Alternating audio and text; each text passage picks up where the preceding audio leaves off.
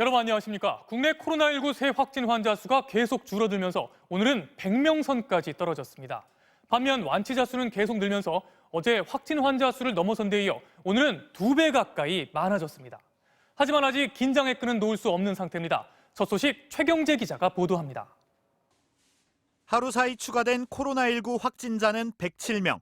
사흘째 100명대에 머물며 점점 줄고 있습니다.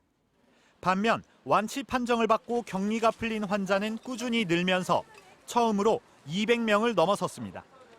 국내에서 코로나19 확진자가 발생한 뒤 가장 많은 환자들이 격리 해제된 겁니다.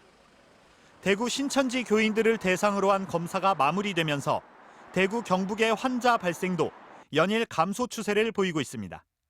하지만 서울 구로 콜센터와 세종 정부청사처럼 감염이 퍼진 사례가 잇따르면서 긴장은 쉽게 풀리지 않고 있습니다. 하루 사이 사망자 5명이 추가됐고 상태가 위중하거나 중증 이상인 환자는 92명까지 늘어났습니다. 게다가 코로나19가 세계적으로 확산되면서 유럽에서 입국한 외국인들이 확진 판정을 받고 다시 내국인에게 전파되는 사례가 발생하고 있습니다. 다행히 지금까지 중국과 일본 등 해외에서 입국한 외국인 가운데 자가진단 앱으로 의심 증상을 보인 1000여 명을 검사한 결과는 모두 음성으로 확인됐습니다. 내일부터는 프랑스와 영국, 독일 등 유럽 5개국 입국자들도 발열 확인과 자가진단 보고를 의무화하는 특별 입국 절차에 따라야 합니다.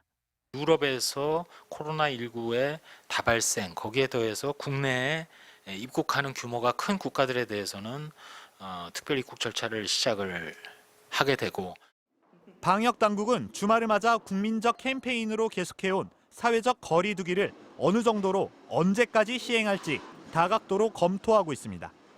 또 오는 23일로 예정된 전국 유치원과 초중고교의 개학을 다시 연기할지 여부는 감염병 예방 전문가와 교육 현장의 의견을 모아 다음 주 중 결정할 방침입니다. MBC 뉴스 최경재입니다.